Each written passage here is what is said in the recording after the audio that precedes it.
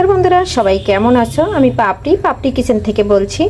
निये आसलाम एकटा पोटलेर रेसिपि। बंधुरा पोटल तो तोमरा सबाई खेये थाको, एक एकजने एक एक भावे एटा भेजे खावा जाय, रान्ना करे खावा जाय।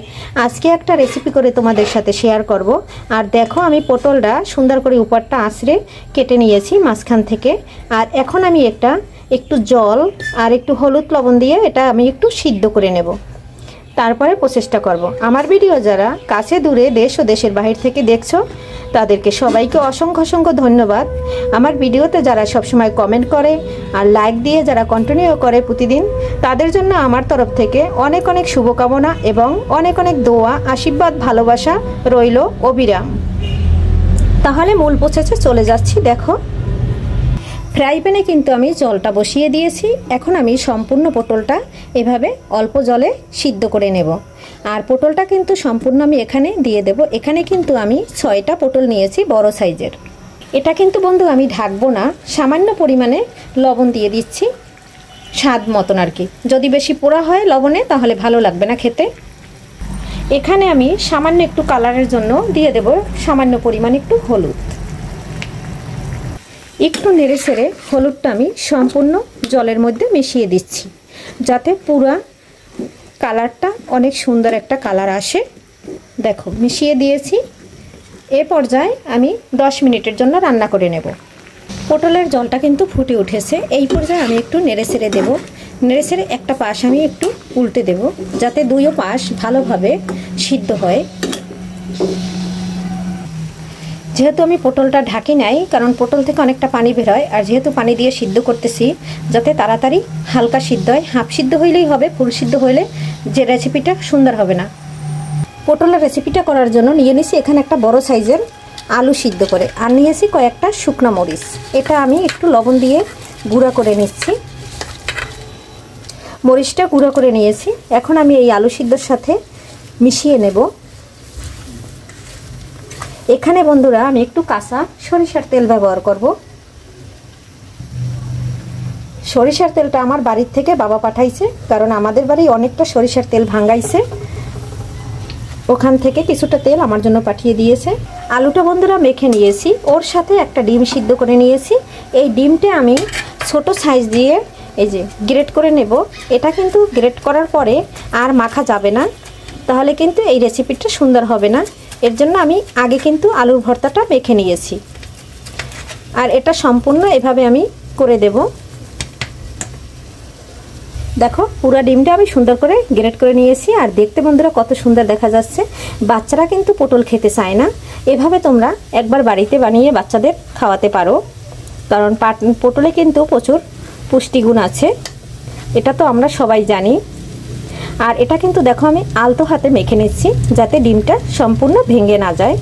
আমার মাখা হয়ে গেছে। সম্পূর্ণ পটলের জলটা আমার শুকিয়ে গেছে। এখন আমি নামিয়ে নিচ্ছি। ওই প্যানের মধ্যেই আমি দিয়ে দিচ্ছি একটু পেঁয়াজ আর একটু সরিষার তেল। এটা দিয়ে আমি পেঁয়াজটা একটু ভেজে নেব আলুর ভর্তার মধ্যে দেওয়ার জন্য। পেঁয়াজটা কিন্তু আর ভাজবো না। দেখো বন্ধুরা ভাজা হয়ে গেছে। এই পর্যায়ে কিন্তু আমি আলুর সাথে এটা মিশিয়ে নেব। পটলের ভিতরের বীজগুলান আমি বের করে নিচ্ছি। আর দেখো বন্ধুরা এটা কিন্তু সম্পূর্ণ সিদ্ধ হয়ে গেছে।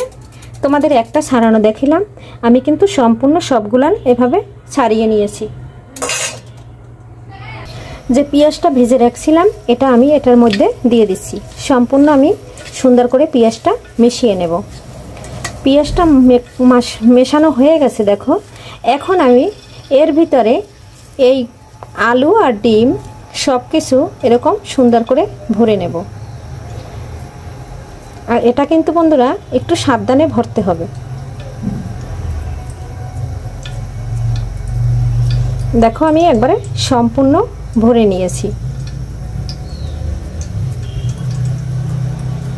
একটু চাপ দিলে পরে চ্যাপটা হয়ে যাবে কারণ সিদ্ধর সময় পটলটা কিন্তু একটু চিকন হয়ে গেছে।